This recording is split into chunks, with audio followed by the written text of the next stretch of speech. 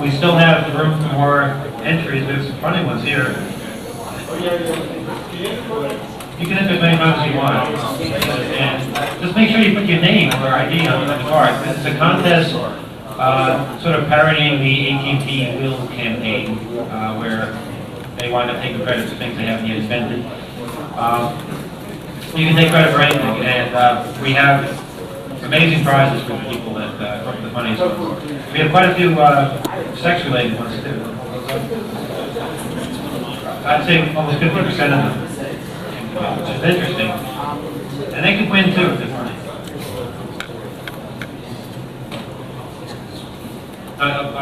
The boxes at the glass doors, you walk into the computer area for registration.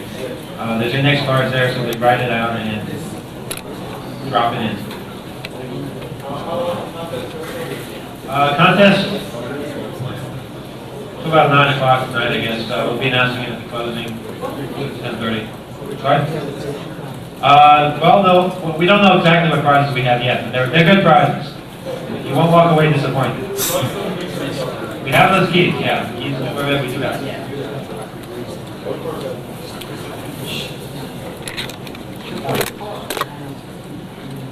Again, the schedule changes. We have social engineering coming up at 2 o'clock. And everything else is pretty much on schedule, except we rescheduled Chaos Computer Club next week at 6 o'clock. So spread that around. We'll start with National ID in a couple minutes. Also, if anybody wants to write a postcard to fiber optic in prison, there's another box next to the will box.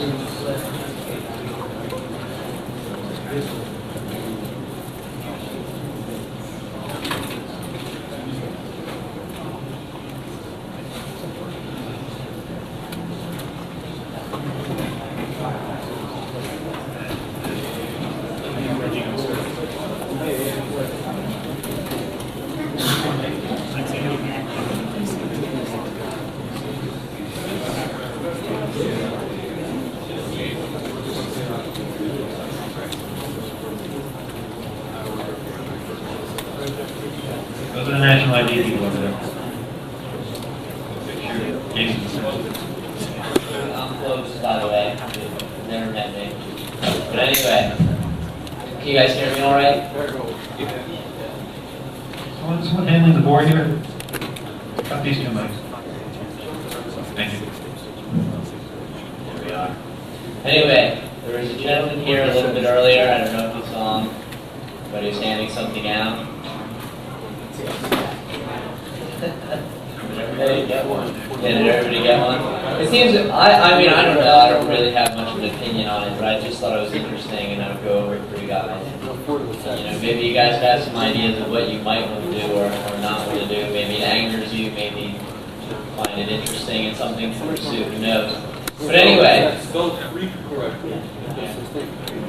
Yeah, I didn't notice. Oh yeah, freak, that far. Yeah. Anyway, that's besides the point. What it says is up on the top, it says, let's shut down, dial a Nazi. And the top says, the neo-Nazi skinheads have opened an openly anti-Semitic racist hotline on the phone advocating killing Jews, blacks, and other minorities. These numbers are operated in over 50 cities, and even in New York City there is one, which can be reached at. The number is 212-330-8878. I don't know, actually. I've heard these things are kind of funny, but not that funny. Very, very odd stuff. But anyway, continues to say the vicious, violent hate line calls for burning synagogues, shooting blacks, Latinos, and Jews, and needs to be turned off permanently. Phone proof. It's interesting. Yeah, I don't know. You know, I'm just coming up here to see what you guys think, you know. I have no opinion on it, trust me. But anyway, continues to say, phone freaks, you must use your various assorted bag of tricks to shut down these lines. No cowardly sputterings about free speech for these fascist scum. Just think for a minute what the neo-Nazis would do to you and your family if they ever came to power. I don't know. Anyway, it's not so impossible. Just remember how well David Duke, the Nazi, did in elections in Louisiana. Yeah, I don't know. Anyway, that's...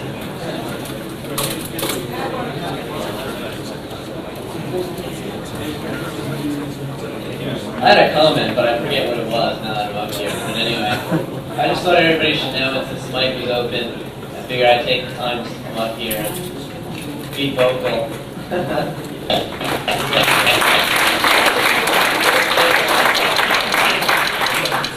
Everybody have a good time. And actually it's kind of fun up here, so you can come up and just start rambling, as I am now, so. Okay.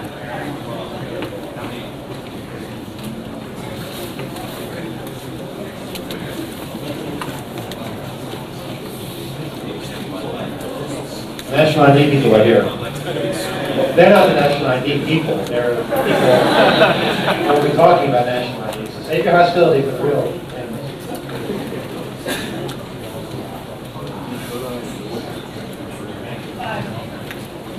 Okay, well, there's this developing thing happening in the government. It's called the National ID card. And your government wants everyone to carry one. And in fact, they're going so far as to say you're going to need to carry one if they get their way. This National ID card is going to have things on it like your medical information, your social security number, your banking history information or access information. And in fact, the vision is that in the future, maybe 5-10 years down the line, when everybody gets used to using this National ID card, one of the things they won't have to do is they can abolish tax returns because they'll have such a keen hit on what your finances are that they'll be able to project what your tax situation looks like and just pull it directly out of your account. So we're going to talk really briefly, like for 2 minutes, maybe one each, about, or maybe even 30 seconds each, about what little we know about this. I've heard that it's to be a national ID card with all those pieces of information. It's mag stripe data. It'll have your photo. And these guys are going to say what little they know about it so far, too. And the post office is one of the groups that is suggesting that this is a great idea because they can get it online and save money.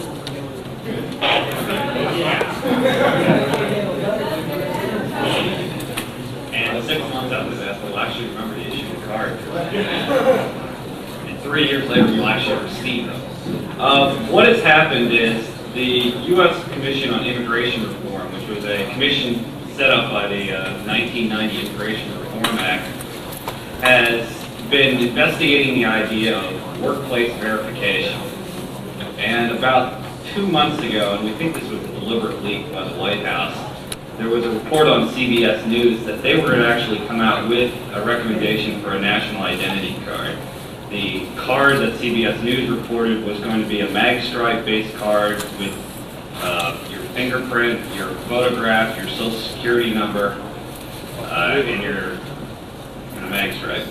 And that it was going to be used for not just for immigration, for workplace verification, but also for government programs. So I imagine the first thing that they would actually use it for would be healthcare and taxation and things like that would be come shortly after.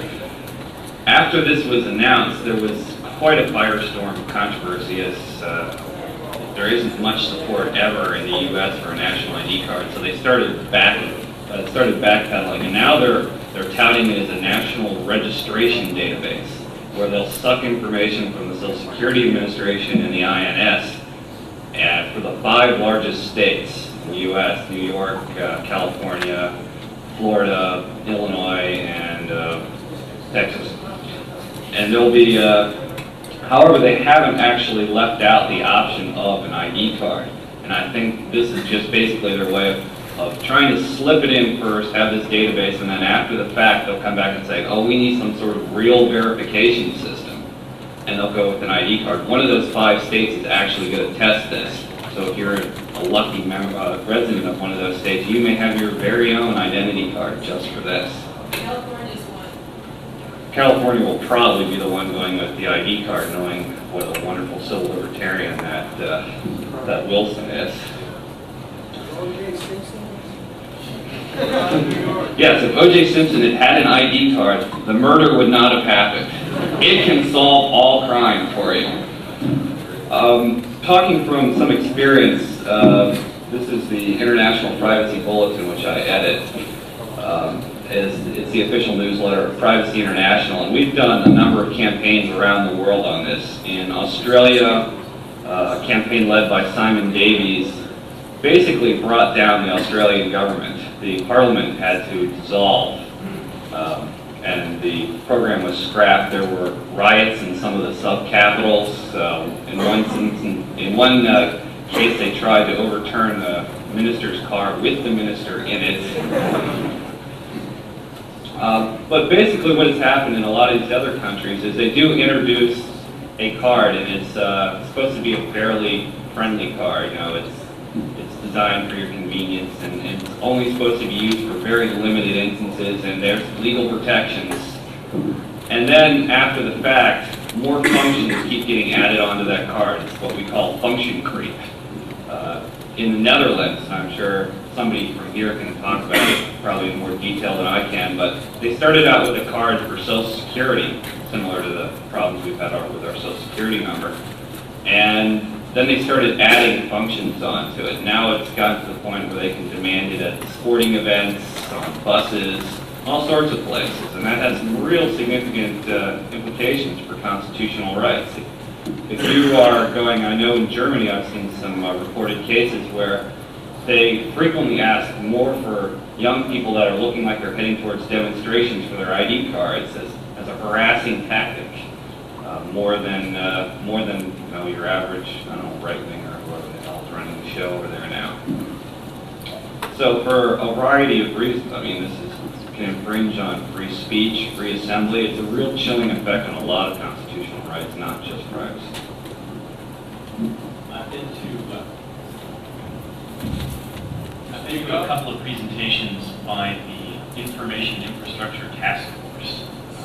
The people who are going to bring you the superhighway from DC. In fact, I've been through the same presentation 6 times to 6 different agencies for 6 different reasons. But so they're at least all saying the same thing. One of the things that they're talking about is a thing called virtual agencies. And the government has decided, and I got to admit, it's not a bad idea on its face, that certain people, for example, who receive services from the government, may have to go to as many as 15 to 30 different places in order to receive the various government services that they need.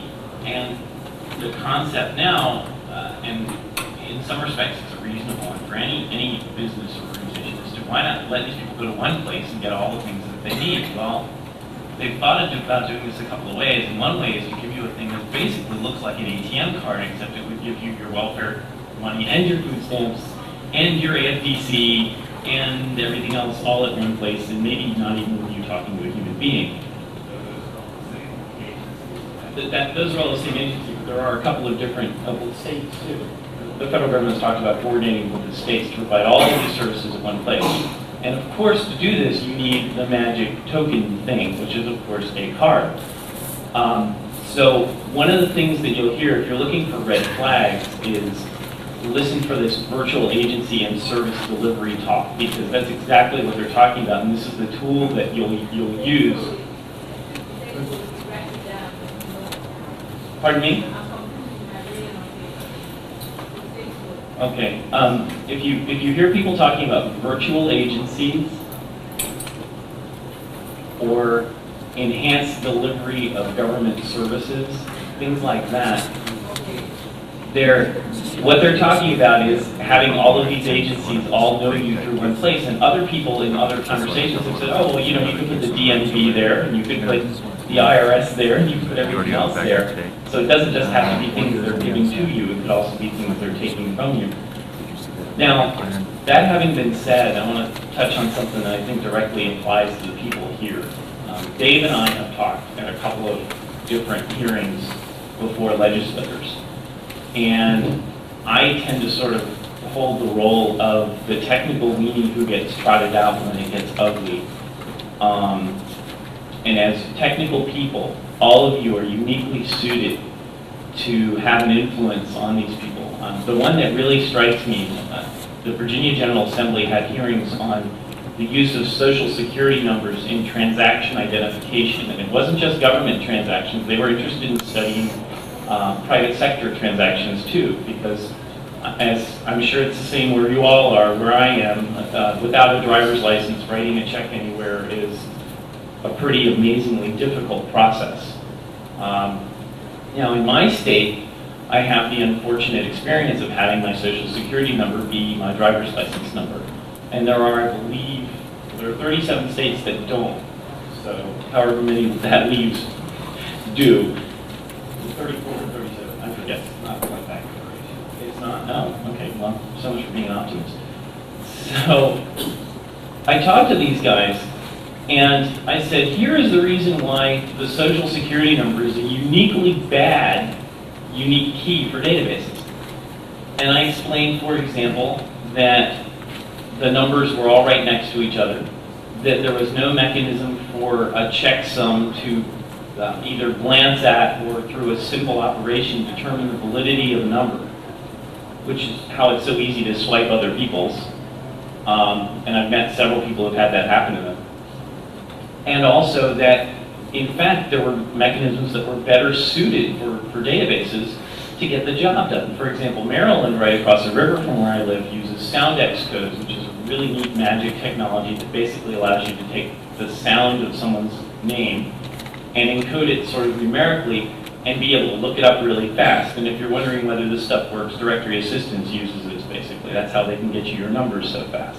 Because there's basically a hashing of the way a word sounds into a numerical value. And they have this number and they can put other stuff in there, like checksums and things like that. And I was talking to these guys, these legislators, delegates to the Virginia State Assembly, and they actually really wanted to know about this stuff. And they grilled me for like 20 minutes about what's a checksum, what's a check digit, what's a soundex code, what's a hash. I mean, it was phenomenal. And some of the questions were fairly enlightened. And I don't for a second presume to think that all legislators are that interested in how things work. But I gave these guys rational technical arguments for why what they were talking about was stupid. And for the most part, they listened. Now, the Department of Motor Vehicles, which was really the interested party in this case, because we were trying to get Social Security numbers off of driver's licenses, played along through 9 rounds of hearings and then turned and stabbed us in the back later, but we've come to expect that. But the fact is, the legislators actually asked questions that indicated that they wanted to know the technical reasons for the rationality or irrationality of the policies that they were discussing. And we are the people who are able to give them that information. So do not think that just because you're a technical person, people don't necessarily want to hear what you have to say, because they actually do. Now, it may mean that you have to actually rein yourself in a little bit. I mean, I had to not go into anarchist screeds when I was up there talking to these guys. But I taught them something. And they thanked me afterwards, and they asked me more questions afterwards.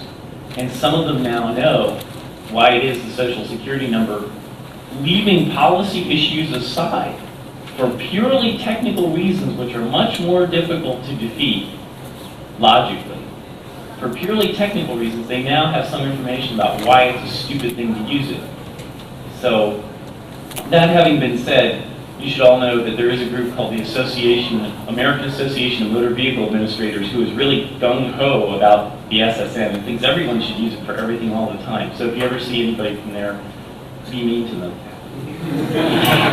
Yeah, tattoo theirs on their forehead. But don't get too discouraged, because many of us in this room have the ability to give people information that they're not going to get from other ways. They're not going to get it from policy people, even very, very motivated, well-intentioned policy people, because that's not their thing. If you can tell these guys, for technical reasons, why certain plans suck, you've got a card that a lot of people don't necessarily have that you can use. Not an ID card, a trump card. I wanted to give a really brief case study, and then I see we got a question already. There's a few situations in California that are sort of illustrative of the kind of mindset that's going on the government level that doesn't have access to this technological data that you have access to. There are two sets two groups of people that need the information you have, and if you ever get the chance to sit down and talk with them, I would encourage you to do so.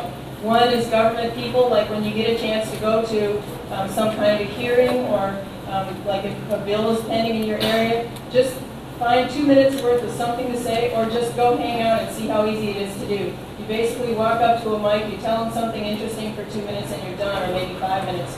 But those hearings are actually a valuable place to talk or to listen to find out what kind of procedure is going on. One of the things that's very revealing is how many of the other side is there talking and how many little of our side is there talking, if there were to be some delineation between sides. And the other is press. You probably all know how completely biased press can be and how completely misinformed. And part of it is the responsibility of the editorial staff, which says, okay, here's a story for you. I know you've been working in housewares for 6 years, but you need to do a computer story this time, and you're going to do it on the national ID card. So this poor press person, who's completely uninformed and completely out of their field in some cases, has to go out, get completely informed on the issue, and write a cohesive story. Well, we all know what the result of that is. So if you meet a press person, talk to them. And then about this case study, there's interesting things going on the database level in California, which I want to point out. Well, one thing is that there are state-funded child care centers. Not a big concern, I know, to this crowd, but it's a valid note that you probably went through school as young kids, and teachers probably wrote interesting things about you in your school records. Well, one of the things that's going on is that in the California state-funded child care centers, that information is going online. There's fairly low security levels. And that information, once it's about all of the kids that are in those state-funded child care centers, once that goes online, it stays online until that kid turns 18 and knows enough to file for removal from the system. So that information is, if they don't know that, that information is there in the databases, accessible to all California people that have access to that information, which would basically be the jails, the child care systems, all the doctors, any of the medical agencies or social service agencies. All that information is available on a fairly low security level. So, if a kid has trouble in school, that information is there when they're 16, that some teacher wrote troublemaker, then the jail is going to have access to that information, the police, and they're going to know about it. So there's a lot of interconnection of your lives going on the government level where they want this. So don't think it's not relevant to you, because it certainly is.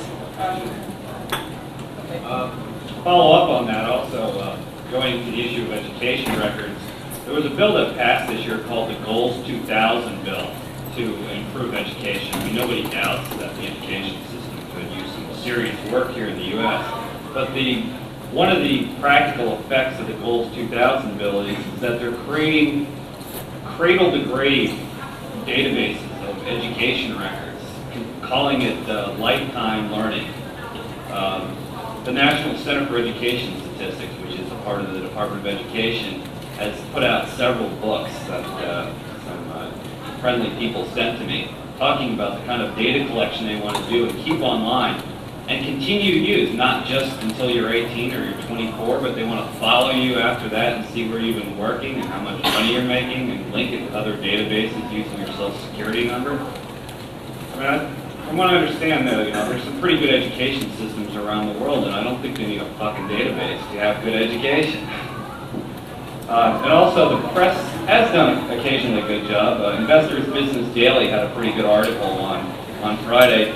Do we need a national ID card? Loss of privacy may offset any efficiency gains. So it is possible to educate them. And one project that CPSR has done, at least in Boston, is they've done an Adopt the Legislator program, where a couple chapter members get together and they find some legislators who are actually interested in learning about technology and teach them once a week or once a month about various things. It's a really useful program. It's stuff that you all can do quite easily. CPSR is Computer Professionals for Social Responsibility, and I want to tell you, you are all computer professionals because you're here. This makes you all. I'm also a member of Privacy International, and it's probably better for me to plug into Dave since he's the guy. Privacy International has some really neat people all over the world doing a lot of stuff, and if you want to know what's happening all over the world in this stuff, you want to get networked with people who are also trying to protect their privacy, it's a really good organization to look at. So of the information providers, then we need to get into questions that are the people, the groups that are doing this kind of information. CPSR, very grassroots, membership oriented, but basically activists on the grassroots level. EFF, which takes on some fairly high profile cases occasionally, does a fair amount of public education, big net presence. Privacy International, more international scope than some of the rest of these. And also the Electronic Privacy Information Center, which is a watchdog group in Washington, D.C. Well done. Those are probably the 4 groups that are doing the most activities in these places. You're number 3. Okay, you had a question? I understand what we're going to do, but it seems to be a big issue on private license. And can we go into a little more about why you feel that the average person should be that worried? They can keep dealing with something else. Your birth date in the hospital you're born at is just as good as Right. In other words, what's the argument for using it for an administrator of some database, some service that you use? You'll hear a lot of different talk about why social security numbers. The question is, why can't some people use something else as the unique key when they build these databases? Well, there are 2 reasons. One is that they're lazy. There's no reason why they can't. They're lazy. There are also people who really, really understand about data matching with other databases and are really gung-ho to make sure that they'll be able to do that. So they set theirs up to make it easier. And right now, the social security number is the thing that makes that easiest. There are a lot of other things that are better keys for databases. There are a lot of other things that have less potential for duplication inadvertently, that are for which you can find errors more expediently. I mean, even your credit card numbers have checksums in them. It's a simple algorithm, but if you go and just make one up off the top of your head, there's a fair possibility it will not work. Now, there's no reason why the thing that basically has come to refer to you as an entity shouldn't have at least that level of simple protection and authentication or integrity validation. But it doesn't.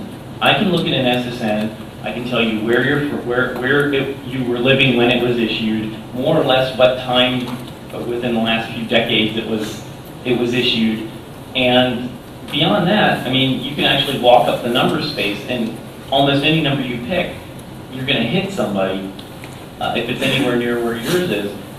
This is ridiculous. This is as a number. It may have been good in 1947, but 39. There's a hell of a lot more technology now, and it doesn't take a lot to implement it. So if, in fact, you are ever building databases for businesses or for anything of people, and you need a key, don't use the SSN because it sucks. It's too easy to stumble in the number space onto another person, and we've already seen what happens when people's credit ratings get inadvertently confused because somebody used the wrong SSN. I'm saying, why couldn't the government just adopt yet another system? Social Security is supposed to be for your retirement benefit. Part of the reason is they're doing it to streamline the system, and this number is already in existence, so if you want to streamline it, you don't add another piece. And we don't think that's necessarily a feature. You had a question?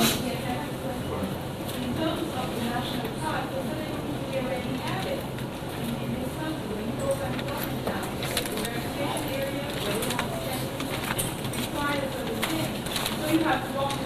So in essence, they have it. That's one.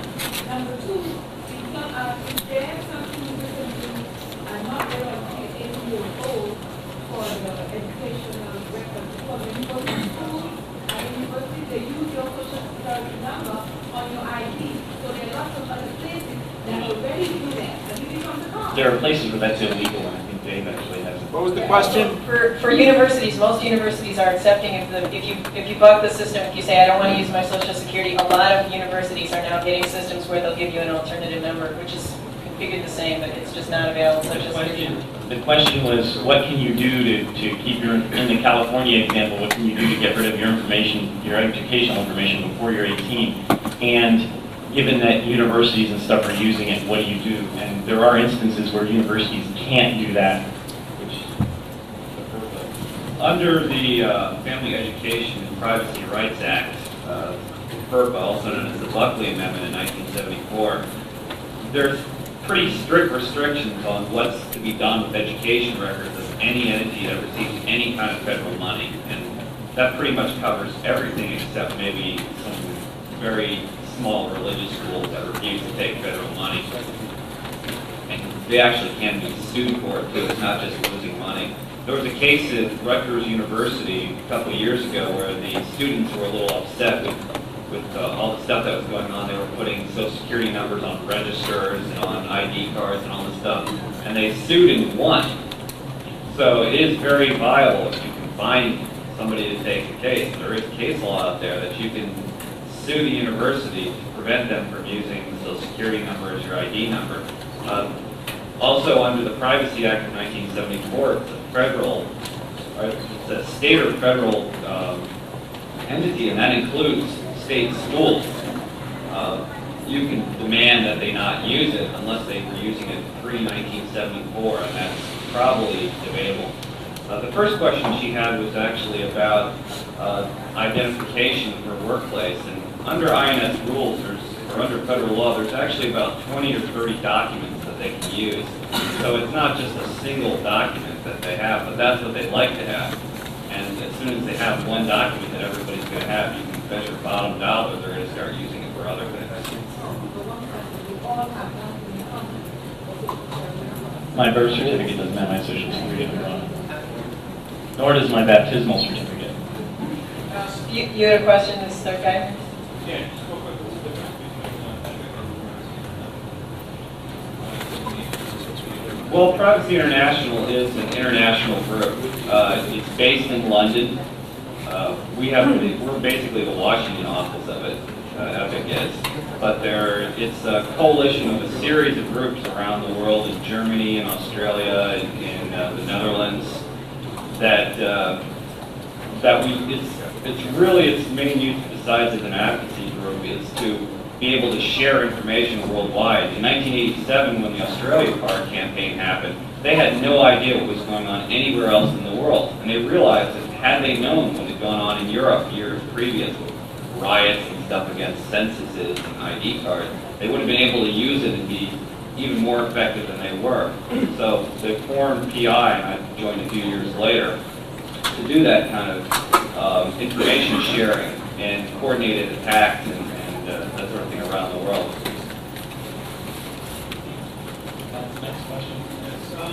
since there's a move towards integrating information anyway, it all depends on how you work and services. Is there a way to find something that's nice for housing? Is there a way to sort of do sort of transactional, really hiding content, and then sort of, because it seems to be gravitating towards more integrated databases, so. That's, in other words, the question is how do you protect your privacy, your transactional privacy? Still make the efficient. There are mathematical ways to do that, and in fact, Eric Hughes is certainly doing a lot of work on that, as are some other people. There are a couple of things going on that are worth thinking about. The Uniform Commercial Code, which is sort of the law of the land with respect to doing business, is undergoing, would it be fair to describe it as an overhaul, I think? And I've met some people who work for some very large computer companies that develop very big machines that don't ever go down even when you pull boards out of them and stuff. And apparently the government is really trying to figure out how to design systems that would be able to keep track of basically all of the total body of transaction information for financial transactions in the United States. That includes cash. And the technology is basically has matured enough to the point that you could conceivably do that. It's a hell of a lot of work. But it should be noted that there are people working on that stuff now. So one of the things to keep a real close eye on is the business world, because the Department of Justice and the Department of Treasury, a lot of this stuff comes out of Treasury, so you need to keep an eye on them. It's not all justice anymore. The Treasury Department really, really wants to know stuff about how you spend your money. They wanted to, I know they wanted to barcode new bills, but I think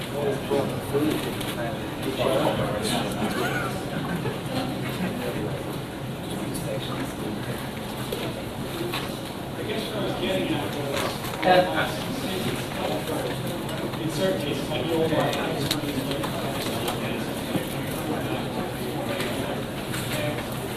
there's like a cross between information that is the way you have photography, where they really can't read into all this stuff. Yeah, there are ways to develop databases that are basically anonymous. And if you provide the mapping, then they can go and look up at the time the mapping between you and that thing.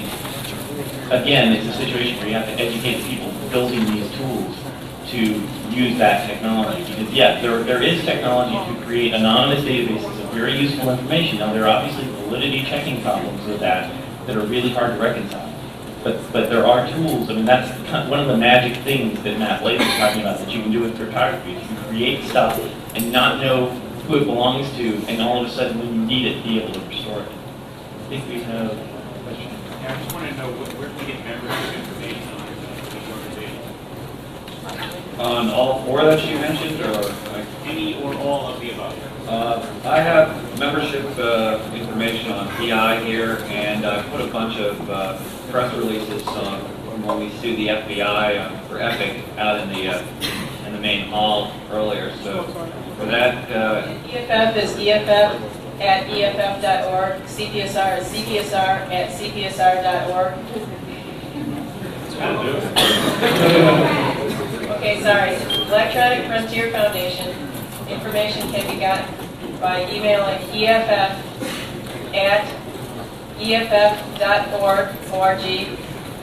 and CPSR is CPS, Computer Professionals for Social Responsibility, long name, CPSR@CPSR.org. and Epic, we decided to be different. It's info@epic.org.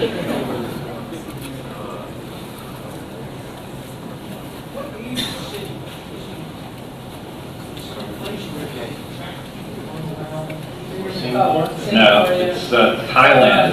Even got an award for it from the Smithsonian Institute for the best use of tracking technology. It's this little ID card that literally links everything together, from criminal records to not just you, but your family also. And our friends at Computer World and the Smithsonian gave them an award for great use of technology for that. I'm under the understanding that fiber optic is supposed to be calling us from prison, although I don't see Emmanuel here, so if there is somebody on the staff. Yeah, we need to, I don't know about open mic, but we just sort of ate up their time, so somebody needs to give me an update if we can like keep moving on into the social engineering space, or if their telephone ever showed up. There's a Panasonic telephone that sprouted like somewhere, a specialized telephone. Yeah, he said keep moving on. And also, there was a note earlier, somebody that's got a radio has it permanently on, so everyone's listening to the conversation wherever you're sitting. Whoever's got radios on, please check them to make sure the mic button isn't permanently on.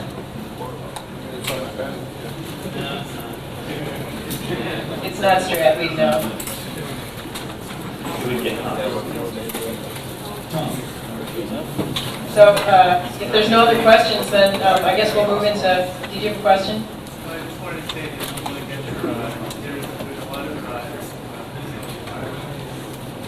Email your congressman. Congress critters are actually scared to get email because, you know, if they get an account, then they might like hear from people.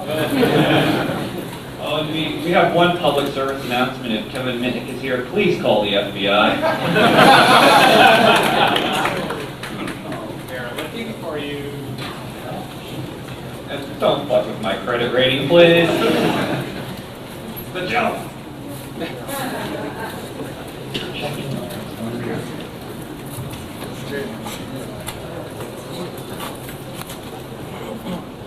Okay. The update on fiber optics call from jail is that it was going to be taped and it will be played at 11 o'clock. See a hand? An easy question. Can you tell me where I can get some information on asymmetric ciphers? On asymmetric ciphers, you mean like public key encryption? No, where I generate a decryption key, an encryption key, and I compute also my own decryption key, but I only send the encryption key. Right.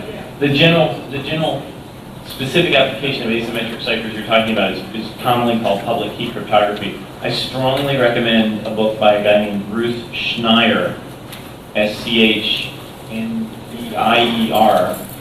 called Applied Cryptography. You can find it at almost any bookstore, and they are selling very, very quickly. And basically the book is directed at those people. He says it's not necessarily for scientists, but it's probably for people who are sitting next to workstations. There's source code in the back and descriptions of algorithms and stuff like that. So, according to the government, you can export the book, but you can't export the disk with the exact same source code.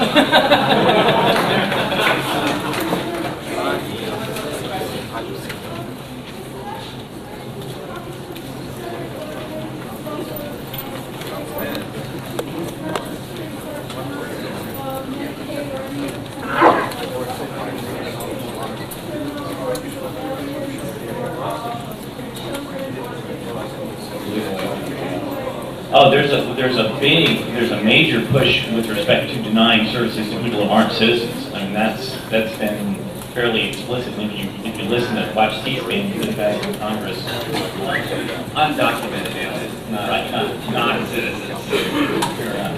undocumented probationary workers. We just got the high sign that we need to stop here.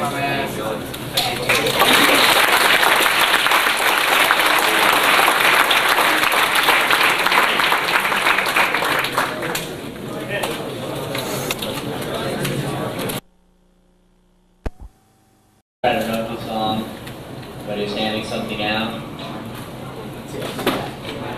Did everybody get one? Did everybody get one?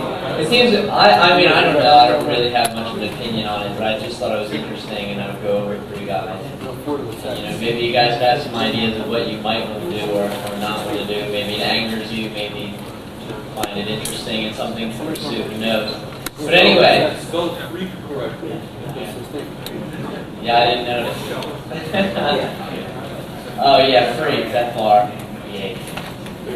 Anyway, that's besides the point. What it says is up on the top, it says, let's shut down, dial a Nazi.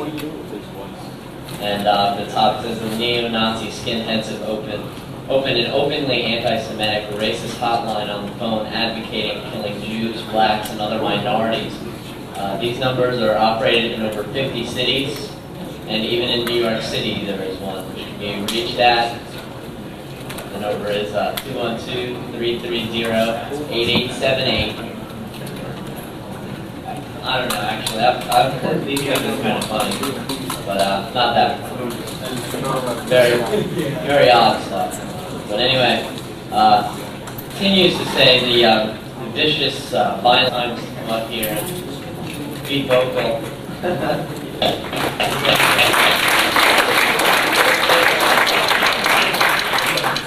Everybody have a good time.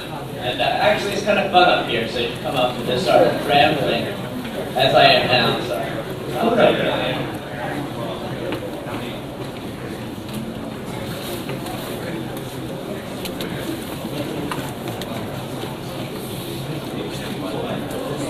National ID people are here. They're not the National ID people. They're the people who will be talking about National ID. So save your hostility for the real things.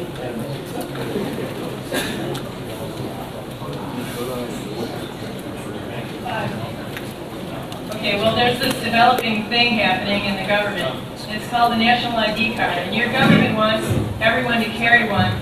And in fact, they're going so far as to say you're going to need to carry one if they get their way. This National ID card is going to have things on it like your medical information, your social security number, your banking history information or access information. And in fact, the vision is that in the future, maybe 5-10 years down the line, when everybody gets used to using this National ID card, one of the things they won't have to do is they can abolish tax returns because they'll have such a keen hit on what your finances are. And hate line calls for burning synagogues, shooting blacks, Latinos, and Jews, and needs to be turned off permanently. Phone proof. It's interesting. Yeah, I don't know. I'm just coming up here to see what you guys think, I have no opinion on it, trust me. But anyway, Continue to say, home freaks, you must use your various assorted bag of tricks to shut down these lines. No cowardly sputterings about free speech for these fascist scum. Just think for a minute what the neo-Nazis would do to you and your family if they ever came to power. I don't know. Anyway, it's not so impossible. Just remember how well David Duke, the Nazi, did in elections in Louisiana. Yeah, I don't anyway, that's,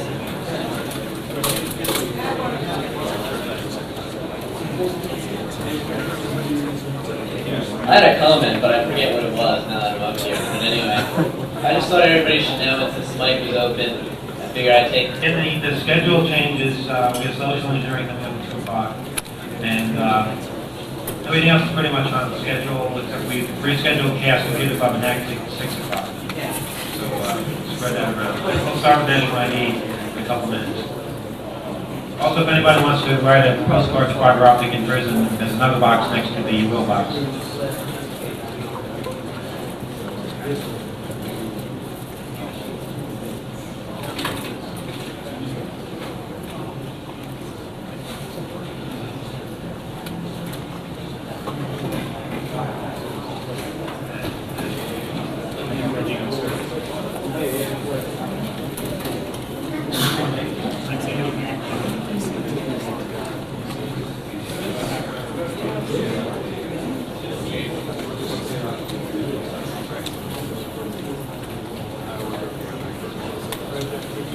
Those are the national ID people over there. I'm close, by the way. Never met me. But anyway, can you guys hear me all right? Someone handling the board here? Got these 2 mics. Thank you. There we are. Anyway, there was a gentleman here a little bit earlier. We still have room for more entries. There's some funny ones here. You can enter as many times as you want. And just make sure you put your name or ID on the card. This is a contest sort of parodying the AT&T Will campaign where they wind up taking credit for things they haven't yet invented. You can take credit for anything. And we have amazing prizes for the people that come up with the money. We have quite a few sex-related ones too. I'd say almost 50% of them, which is interesting. And they could win too if they're funny.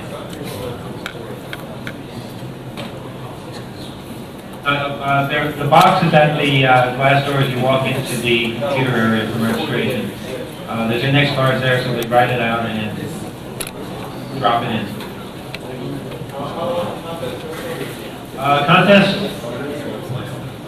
it's about 9 o'clock tonight, I guess. We'll be announcing it at the closing, 10:30. Sorry? Well, no, we don't know exactly what prizes we have yet, but they're good prizes. You won't walk away disappointed. We have those keys, yeah. Keys, we do have.